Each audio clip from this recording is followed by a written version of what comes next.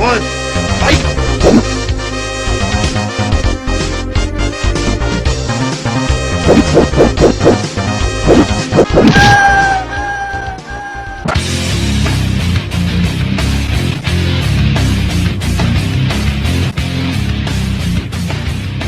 Hi, my Girtherinos. This is your NIK, aka Double G, and we're at the showcase of the Immortal, so you know there's no other place to be. So sit back and enjoy 8 hours displaying the granddaddy of them all, listening to a man who refuses to be the granddaddy of anyone. Our show begins on the the Kickoff show, with our panel of experts here to greet us. Jonathan Coachman, the expert on being racist towards black people. Sam Roberts, the expert on bringing sound logic and reasoning into a show where it's clearly not wanted. The lovely Paige, the expert on wearing enough makeup that can only be rivaled by a common juggalo. And JBL, the expert on knowing how to act like a common juggalo. Paige begins the night by demanding recognition for her new movie, Fighting with My Furry. That shameless shilling doesn't last long though, as this is only a 2-hour kickoff show and the commentators need at least 90 minutes of that to describe the match listing for tonight. Belle from Beauty and the Beast is out on the stage here to entertain us for tonight, who is joined by what I can only assume is the love child of Heath Slater and Louis C.K., who is wearing an outfit that no man who isn't a member of Queen should be allowed to wear. Coach is here to tell us about the wild night he had over the weekend, where he visited the local brothel, the Jersey Grey, said to be full of New Jersey's most menopausal madames. I was shocked at how much they lifted me up. Kurt Hawkins and Ryder haven't won a match in about 10 years, so they get a tag team title match versus the Revival at Wrestlemania. And with The Undertaker now gone, you know you need a proud streak like Kurt Hawkins to make this show's reputation more valid. The coach is feeling particularly sore after last night and has no time for anyone's rude behavior. Battle Royal here live tonight on the Kickoff show. Night. What? I think it's gonna be. Stop interrupting me! Damn, coach, if you're that upset, maybe you need me to take over your job for the night. That's fine. The Andre the Giant Battle Memorial Royal, and I told you. Stop interrupting me! The host of Wrestlemania is here. And is it feeling kind of Sharon Stone in here? Whew. The New Day are backstage, full of more energy than Johnny Depp's last coke binge, trying to amp up his match versus Daniel Bryan for tonight. You see, Kofi's tank is filled with memories from the past 11 years of being overlooked and undervalued. If he's playing Metroid, that's good. We come back to the panel of experts where Christian! And a figure that looks suspiciously like the enemy form of Edge is here to join us. Christian goes on well to explain why Kofi hasn't gotten a single title reign in such a long time, why it's taken him this long to reach the top. How does Edge feel? I disagree. Aw, they were such good friends too. It's time for the first match of the night, and by God, you guessed it, it's the Cruiserweight match. Buddy Murphy versus Tony Nese, who are out first to show you that they respect 205 Live. Do you remember Neville? The ref for this match has a crack level so high that his skin begins to boil over. Either that or he's just completely stunned that there's actually people in the crowd this time for the Cruiserweight match this year. Early on in the match, Buddy Murphy hits a sweet, oh wait, here's a promo showing the women's main event match for tonight at Wrestlemania. Did you know that WWE put this here to show their respect for 205 Live? Do you remember Neville? Buddy Murphy's eye gets busted open, causing his weight to drop from 250 to 249.5. This cruiserweight match between two men who are definitely at least 220 pounds heats up as Tony Nese hits Buddy Murphy with a beautiful reverse Hurricane Rana. When all of a sudden Nigel McGuinness swears he has finally found the long-lost Dudley member. Spike! Buddy Murphy hits the Murphy's Law on Tony Nese and decides to sit on him, thinking he can get away with it by being 265 pounds. But he makes the mistake of forgetting that Tony Nese's 2 extra abs serve as second brains, giving him full prefrontal cortex faculties even in a dire situation, allowing him to grab the ropes and save himself. Recovering quickly and landing the knees on Buddy Murphy for the win and picking up the Cruiserweight Championship. You go, knees. We cut back to the stage where Louis Slater somehow has better legs than Charlie Caruso, who are interviewing these two men from Impractical Jokers. Now, I don't know anything about these two gentlemen, or nor do I really care, but Q, or whatever the hell his name is, describes the match he's looking forward to the most tonight. All while managing to sound exactly like Salem's inner thoughts anytime he caught himself watching a Melee tournament. However, I don't want to call a winner because I'm afraid of all of them. We come back to the panel of experts, where a large, wrinkly apple has appeared, claiming that no one should be surprised by Shane's actions, that he's always been a true McMahon. Growing up lavishly with a chauffeur-driven bicycle, now an adult with a Persian rug made out of actual Persians. So wait, Jerry, are you saying it's made out of actual cats or people from the country of Iran? Either way, that's kind of fucked. Have you seen how many times me and King have been married? Of course. Of course. But unbeknownst to the rest of the WWE roster, this quiet minutes was actually Jerry and Jay's way of revealing their long-standing on-again, off-again relationship. The Women's Battle Royal comes our way first because WWE definitely decided we couldn't give these women an entrance on an 8-hour show. And holy shit, Lillian Garcia appears after years of hiding in the great forest of Puerto Rico. This super ultra mega important match with long-lasting effects starts off with the Giant Maria getting knocked out by Nikki Cross, who then decides to make hissing noises at all the other combatants because she is Nikki Cross and doesn't afraid of anything. And then she's eliminated by Asuka's ass. A stick of fruit striped gum and a big red cinnamon flavored square off in the middle of the ring when the love of my life Sailor Moon, Kairi Sane,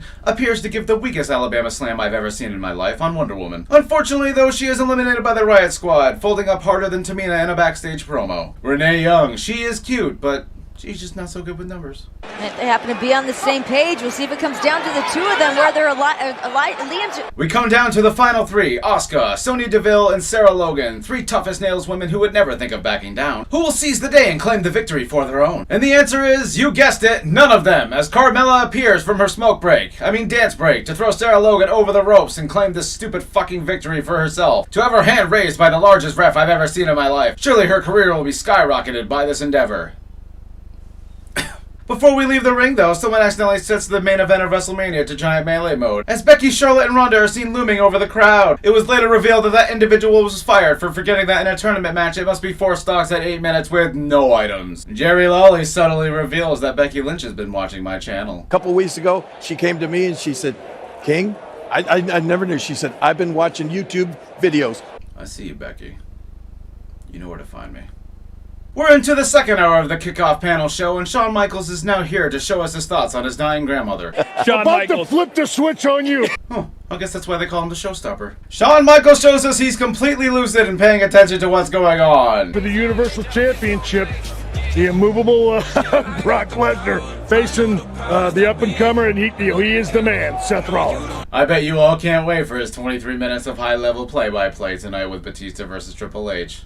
Betcha. They're going to have a no-holds-barred match because no-holds... LOL. Next up on the Kickoff show is The Revival versus Zack Ryder and Green Man from Always Sunny in Philadelphia. When Corey Graves' deepest, darkest secret of originally being born a ginger is almost revealed by Renee. You don't have an emotional connection to this story of Zack Ryder and Kurt Hawkins? Absolutely not. Oh man, you got no soul. The man with a 269 losing streak, which definitely isn't a number we just pulled out of our asses, channels the inner power of Charlie Day and gets the hot tag after about 10 minutes of chin locks on Zack Ryder. But of course there's no way he could win. Vince McMahon doesn't have a hard-on for breaking streaks at Wrestlemania. I've never heard of him doing such a thing. And even going so far to give him a brainbuster on the outside, leaving him motionless in the middle of the ring. But wait, what's this? Little do the Revival know, the power of Charlie Day allows him to go in and out of a coma at a moment's notice, which allows Green Man to roll up Scott Dawson for the victory.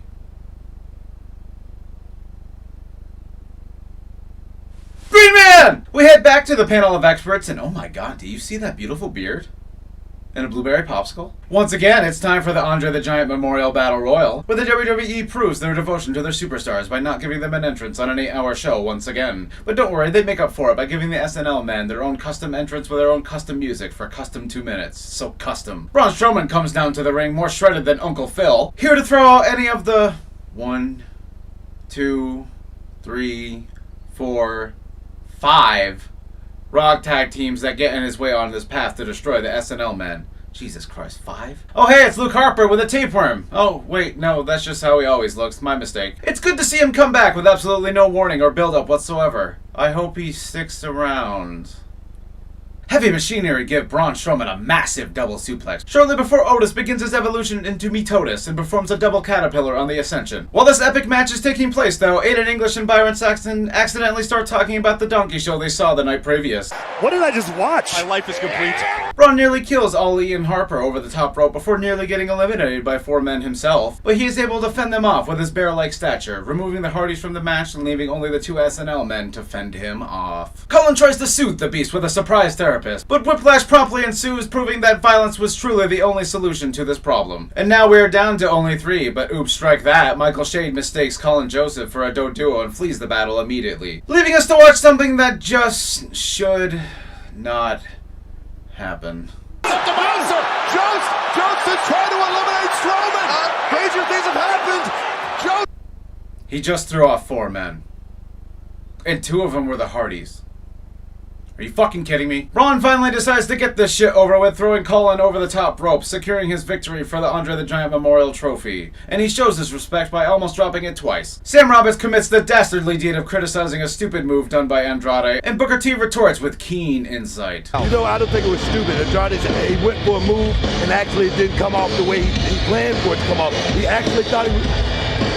I don't want to go off into it, but it just didn't go off the way he thought it was going to. You know, I don't really think Booker T meant to say it the way he did. He just had it a different way when he said it. But it really wasn't the how and the meaning of the way he had it in there, you know? And I don't really want to go off into it. Booker T manages to squeeze in as much insanity as possible in the 8 minutes that remained on the kickoff show. You know, I mean, and the thing is, as soon as he came out, that's the first thing that David actually touched me.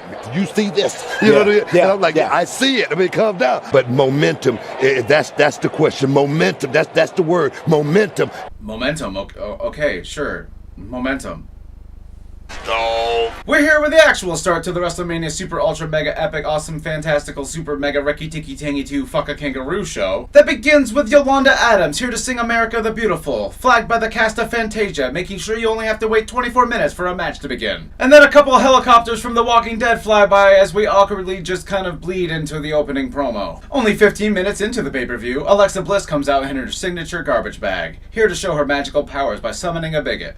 I mean Hogan. Hogan doesn't waste much of our time though, as he comes out to ask us what that only one important question is. What you gonna do, brother? What you gonna do when we actually decide to start a match? No warning is given though before Paulie Bird comes rocketing down the ramp. Rocketing down at a pace that he can only have finally achieved his true form as the Dr. Eggman of the WWE. Heyman spouts upon the mic, claiming that if the Beast isn't the main event, he refuses to wait. When secretly Brock Lesnar thinks he might just have food poisoning and doesn't think he can make it through the night after eating an entire cow. Seth Rollins comes out with a scream that makes abso-fucking-lutely sure that the term Beast Slayer is engraved in your brain for life. But never mind that, the Beast attacks him outside of the ring and destroys the man with about 6 out of 10 levels of character. This goes on for about 10 minutes until this man becomes the only ref in the history of time that apparently can just casually ask Brock to go, no, please don't do that. Holy shit, Seth kicks Brock in the balls. And then holy shit, he hits him with holy shit, not 1, but not 2, but 3 curb stomps and wins the Universal Championship. Finally the Brock we'll go back to MMA. Finally the Brock, he is not here to stay. After the match, Seth at the top of the ramp decides to take us back to 2015 by spinning the championship belt in circles, accidentally hitting a fan from about 20 yards away. It was later reported that fan decided not to sue, but he was seen walking out of the arena with a CM Punk shirt. It's AJ Styles versus Randy Orton next, and ooh la la, Jerry Lawler is here to suck the life out of this match with his beautiful sprinkles of commentary. Randy Orton comes out for his entrance and what the fuck? Get it off, man. Come on. Did someone release the freaking episode of Porygon from Pokemon? This typical slow Orton match causes this ref to get so bored he gets claustrophobic before Jerry Lawler reveals his sound reasoning on why Orton will claim victory in this match tonight. I know Randy. I know Randy's father. Yes, me too? I know they exist, therefore Randy Orton will definitely claim victory tonight. Can't you see? The crowd are so into this match they begin singing Oh Walk with Elias because they're telling you to walk ringside with Elias to enjoy this incredible match. Can't you see? Randy Orton goes for an RKO but is countered by AJ Styles, so Randy Orton goes for an even faster RKO and hits the move and causes AJ Styles to kick out at 2.9999968.3 out of 3. AJ Styles is about to go for the phenomenal forearm when Randy Orton counters off the ropes into an RKO, which AJ Styles counters into a rope choke, which Randy Orton counters into a falling down, which AJ Styles counters into another phenomenal forearm, which AJ Styles counters into a pin, which the ref counters into a DQ. Oh look, it's Lacey Evans. The next match of the night is the Fatal 4-Way Tag Team Championship match for the SmackDown Tag Team Championships. Fusion dance, Shinsuke's pants, Ricochet will cause a trance. Aleister Black makes his way down to the ring, having recently just got back from a Guar concert, ready to lay down as many kicks as his spirit animal, Hitmon Lee. 10 beats of the power and Farouk. Kimura's trying to help his partner. Sheamus' attention is going to get clubbed for his efforts. Ricochet's not going to Cesaro is still swinging Ricochet. Sheamus has the best edge guarding of all time. Fuck Mango. This bullshit manages to grace itself into the night as Ricochet manages to roll through. Sheamus doesn't take kindly to this acrobatic ways though and sends him into the next dimension with a bro kick. Sheamus howls at the moon for slightly too long after his kick, leaving him open to a series of super kicks and a double splash by the Usos, allowing them to retain their titles. I'm fine with this. The Hall of Fame guests come out for their cameo appearance, followed by the DX, who all get an entrance longer than the entire roster of participants in the Andre Battle Royal. I hope you're ready for the WWE to mean what they say when they said they're gonna push new stars over the old ones. rounds. Shane versus Miz in a Falls Count Anywhere match is next, with the musical expertise of the Many-Man himself breaking away into one of the greatest WrestleMania entrances of all time. Seriously though, that arm motion was perfect. Shane begins this match like every other, unstoppable and already with 3 specials, laying waste to the Miz with a jumping elbow drop off the top rope. But what's this? Mr. Potato Head has jumped the gate because, you know, fuck security, and has challenged the Big Mac to himself to defend his son's honor. The granddaddy of all Mizians holds this battle pose for about 30 seconds too long before Shane finally decides to just give him a falcon knee into the corner. This enrages the Miz beyond anything we've ever seen before. Over the barricade, onto the stage, into the support beam, and down on the concrete. Back to the foreign announcers, no respect at all. Why can't I stop? Talking like a dumbass. Miz uses buildup bomb. Both men decide to climb the jungle gym together because if you're not risking life and limb in a match, it's just not Shane. And knowing that this is the perfect location, Shane finally proposes to the Miz. But it's simply too little too late, as the Miz's heart is already broken after Shane was the deciding factor in the Miz being forced to censor his nude scene in the Miz and Mrs. So he gives him a devastating suplex nearly 15 feet down onto solid cardboard. 5 minutes later, when the ref finally gets down there, he goes for a 3 count, as the Mac's shoulders were on top of the Miz amidst the chaos, revealing his final secret technique, draw break, where if you're in a situation where both men are knocked out completely unconscious, the Shane wins by default. Best in the world! Paige joins us for the women's tag team match and shows us she's 100% aware of what's going on tonight. Michael, I'm getting goosebumps just thinking about it. I'm so excited. I love every single one of those ladies. I hope Becky wins though. That's right, Paige. I hope Becky wins the tag team championships too. Our favorite kitty from another city, Natalya, comes out and is joined by, yes, you guessed it, Aerosmith, taking the form of Beth Pheonix, the strongest groupie there ever was, who is said to have strength comparable to the width of Steven Tyler's mouth.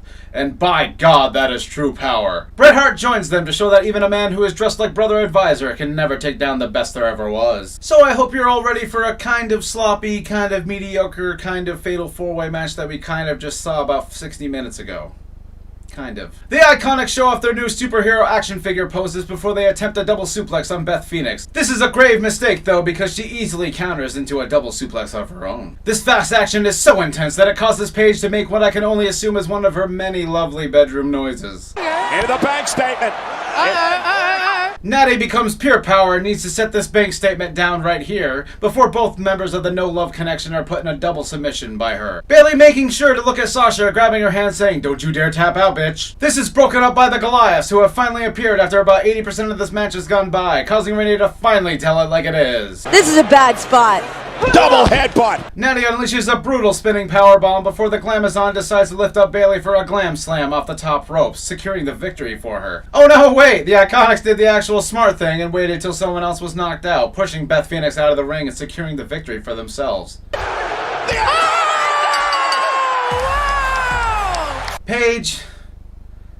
Jesus Christ. This match's outcome causes Corey to feel compelled to reveal his membership into the Justice League. Either that, or he's just taunting repetitively to get a special meter up. Next up is DB versus Kofi, and I am giddy. And this match isn't just over the WWE Championship, it's over the Earthstone Hemp Belt, the most powerful form of WWE's mainstay championship ever. Oh look, it's another bow and arrow submission, a move that literally fucking no one would ever get out of if it was actually applied. That's okay though. DB decides to capitalize by hugging Kofi down to the ground for about an hour straight. Ever the artist though, he finally remembers that he has other moves and decides to put Kofi in a Walls of Jericho instead. Will Kofi tap?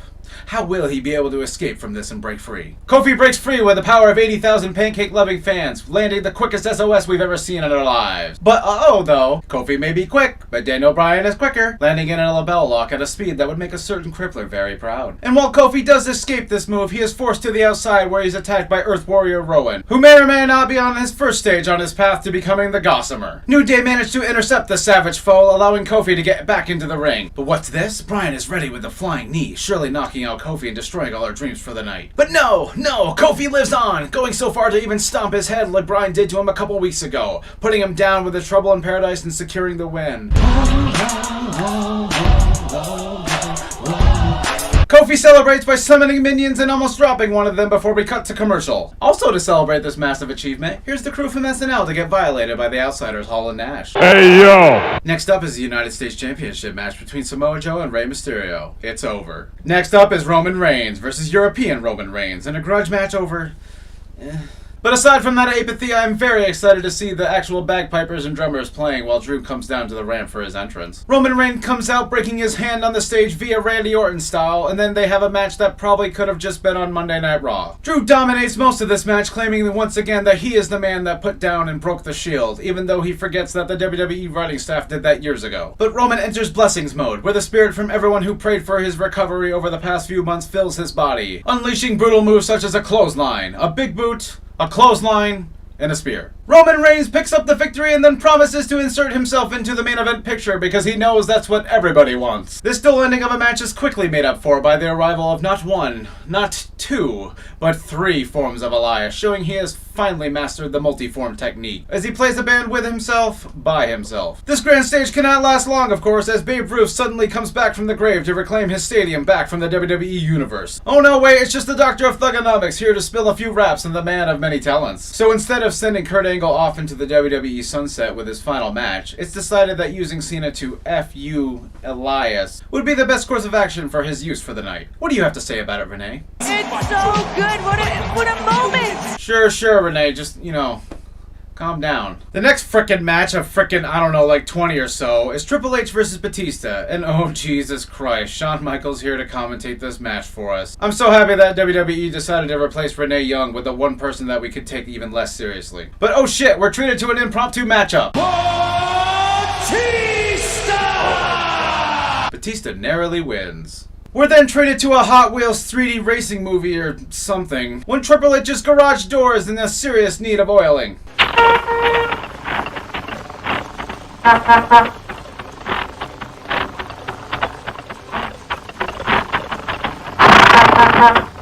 Ellen DeGeneres is here to drive Triple H down in whatever the fuck this vehicle is, proving that even when Batista trips over the ropes, Triple H still manages to have a worse entrance. This match gets real frickin' brutal real frickin' quick though, as Triple H manages to beat down Batista with a toolbox, even going so far as to wrap a chain around his face to inflict maximum pain. Batista makes sure to hold the chain in place for him properly before being pinned down by a chair, as the game is allowed to show his barbaric side, pulling out Batista's nose ring with a pair of pliers, which causes Shawn Michaels to start trying out for a Shakespeare play. Oh my goodness!